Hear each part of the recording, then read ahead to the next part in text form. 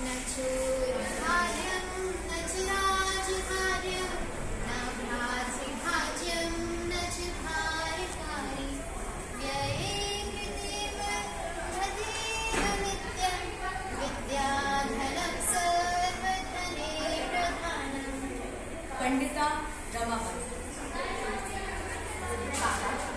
आज मेरी सहेली ने मुझसे एक सवाल किया। उसने मुझसे कहा कि आप केवल बालकों को ही शिक्षा क्यों देते हो, बालिकाओं को क्यों नहीं? मैं भी सोच में पड़ गई कि इसका क्या कारण हो सकता है, पर फिर मुझे समझ आया हमारे समाज में केवल बालकों की शिक्षा का ही महत्व है, बालिकाओं की शिक्षा का नहीं।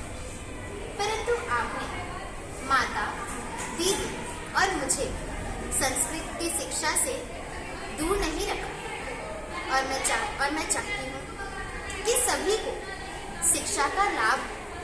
मैंने ठीक कहा ना बाबा? उनके पिता बचपन से ही उन्हें उनकी माता को और उनकी बड़ी बहन को संस्कृत की शिक्षा देते थे, परंतु वर्ष 1877 में आई भीषण अकाल में उनके माता पिता और बड़ी बहन की मृत्यु हो गई और वह अपने बड़े भैया के साथ अकेली ही रह गई।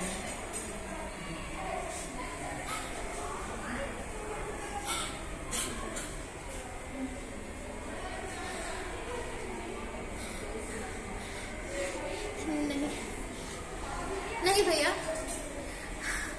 हमें ऐसे रोने नहीं चाहिए। ये रोने का वक्त नहीं है भैया। हमारी माँ बाबा अब इस दुनिया में नहीं, उनका सपना अब हमें पूरा करना है। हम पूरे भारत में घूमकर सबको संस्कृत का ज्ञान देंगे और संस्कृत पूरे भारत में फैलाएंगे।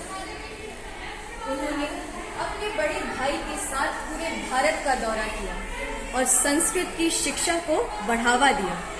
घूमते घूमते वह दोनों कोलकाता पहुंचे। कोलकाता की गली गली में उनकी संस्कृत विद्या की बातें चल रही थी। अच्छा, तो यही है रमाबाई जिन्हें संस्कृत का विद्वान कहा जाता है। क्यों ना इस सभा में आज इनकी परीक्षा भी ले ही ली जाए।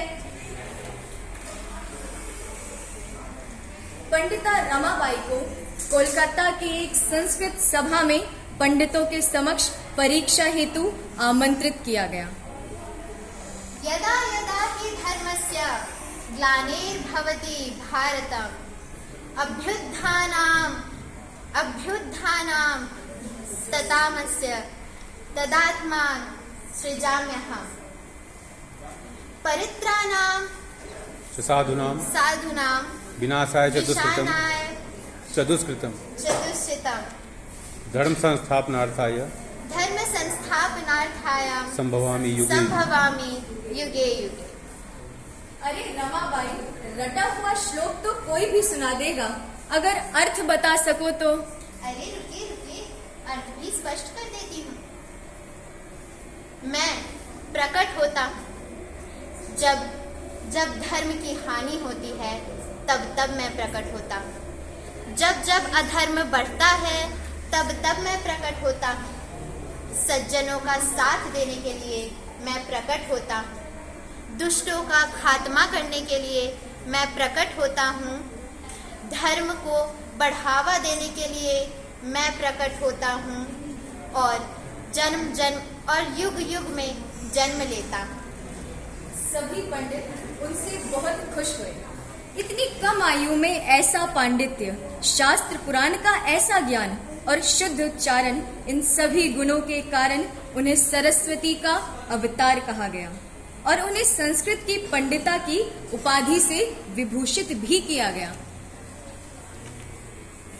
उन्होंने विपिन बिहारी मेधावी से विवाह किया, परंतु अल्प आयु ही में उनके पति की मृत्यु होने के कारण वह अपनी बेटी मनोरमा के साथ पूना आ गई। वह पूना में शास्त्र चर्चा और शास्त्र शिक्षा में कामों में व्यस्त रहती थी।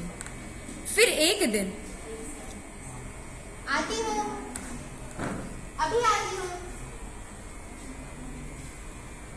अरे तुम इतनी परेशान क्यों?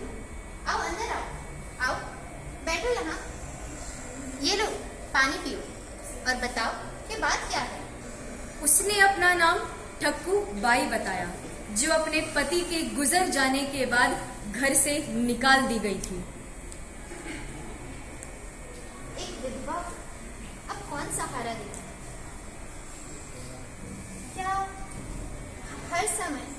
क्या अब आने वाले हर समय विधवाओं के साथ यही होता रहेगा? महिलाओं की यही नीति है? क्या हम अपने बलबूते, क्या हम उनको सहारा नहीं दे सकते? क्या हम उनके लिए कुछ ऐसा नहीं कर सकते कि उनकी ये नीति बदल जाए?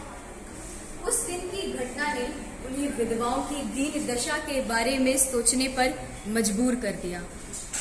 उच्च शिक्षा के लिए वह इंग्लैंड गई, फिर वहां से वह अमेरिका गई और भारतीय विधवाओं के लिए धन इकट्ठा किया और भारत लौटकर उन्हीं पैसों से बंबई में शारदा सदन की स्थापना हुई। इस आश्रम में निसहाय स्त्रियों को शरण दी जाती है और इस तरह बहुत स्त्रियों ने न केवल पढ़ना लिखना सीखा, परंतु आर्थिक स्वतंत्रता की ओर भी कदम बढ़ाया।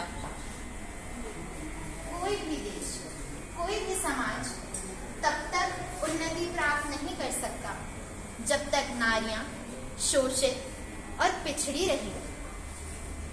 जब नारी में है शक्ति सारी, तो क्यों हम कहें हम नारी को बेचारी। मैं पंडिता रमाबाई, और ये थी मेरी कहानी। बहुत बढ़िया।